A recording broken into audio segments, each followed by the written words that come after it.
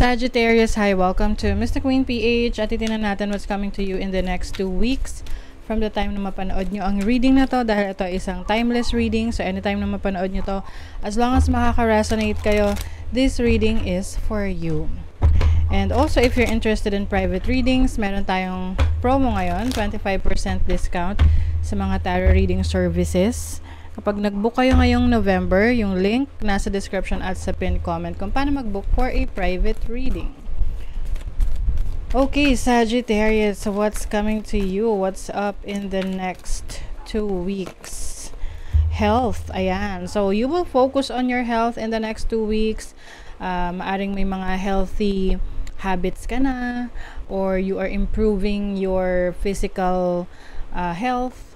Ayan, mas nag-exercise ka na ngayon, mas maingat ka na sa kinakain mo. Or this is also your mental health. Kasi makikita mo itong image na to, this person is like parang free. Meron siyang peace of mind. Ayan. So, yung iba sa inyo, you are connecting to nature, no? Maaring mas lalabas ka ngayon, going out with nature, touching some grass, grounding yourself. Ayan. Let's see what else. You have safe travels in the next 2 weeks.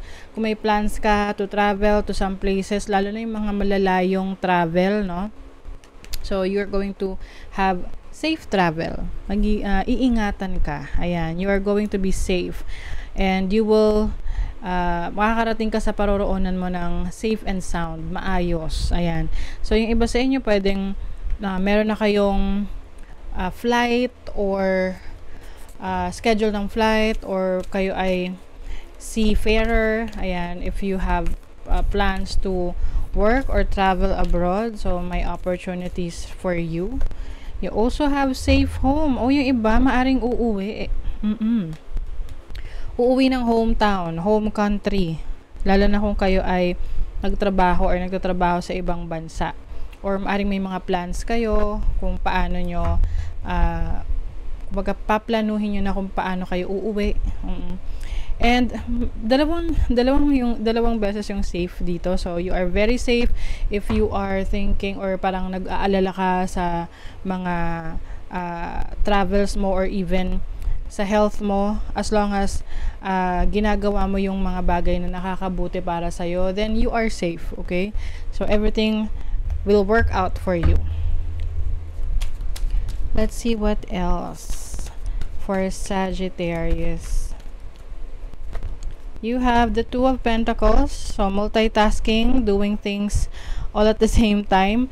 I think in the next 2 weeks, you're going to be very busy. Maaring may mga errands ka na gagawin, sabay-sabay.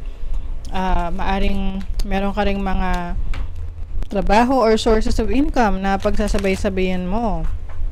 Multiple streams of income that will bring stability in your finances.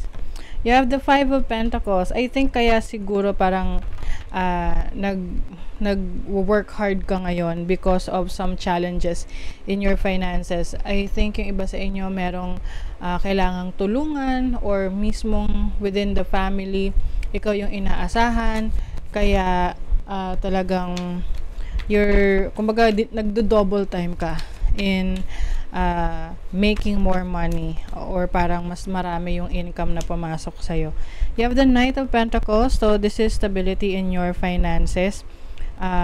Don't worry, kasi kung nagkakaroon ka man ng challenges sa kaperahan mo, eventually maayos mo yan, mababalance mo yan, dahil syempre you are doing your part.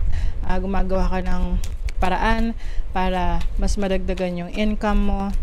You also have the Queen of Wands. So, this is freedom. May mga pagkakataon rin na you will have fun, mag-enjoy ka rin sa buhay. Having the Queen of Wands here, it's about exploration. So, pwedeng meron ka mga explore na ibang opportunities around you. Exploration in terms of going to different places. Pwedeng magbabakasyon ka, maaari ring meron kang mga self-discovery in the next 2 weeks about your passion, yung iyong interest. Kasi parang merong nagsaspark ng interest mo ngayon na pwedeng dyan ka mas magiging successful in the future kung talagang tatrabahuhin mo siya at seseryosohin mo. Okay? You have this is energy ng mga fixed signs. So, Taurus, Leo, Scorpio, and Aquarius.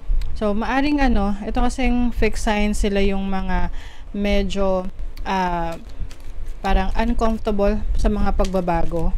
So, I think some of you will be more parang mas magiging parang magdi-discover kayo ng maraming bagay sa buhay nyo because it's time for exploration.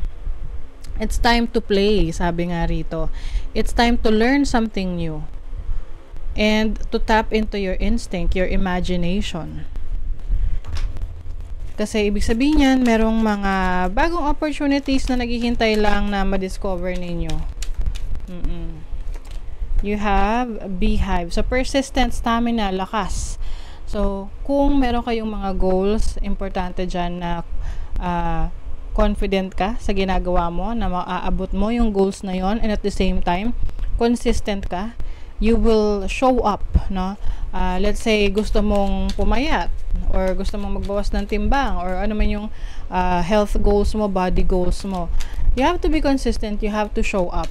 Kung sinabi mo sa sarili mo na every 3 times a week ka mag-workout, then 3 times a week show up kahit nahihirapan ka.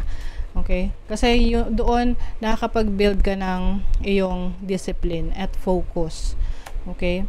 You also have childhood, innocence, being playful, growing friendship. So, some of you, if you have friends or may mga nakilala kang friends, nung mga nakaraan, may mga new friends ka, in the next 2 weeks, you will spend time with them, getting to know with them, and malaking potential na sila yung makakasama mo for a long time. Kasi sila yung, kumbaga, magbibigay sa'yo ng inspiration, yung magbibigay sa'yo ng support that you need in this season of your life, in this era, no?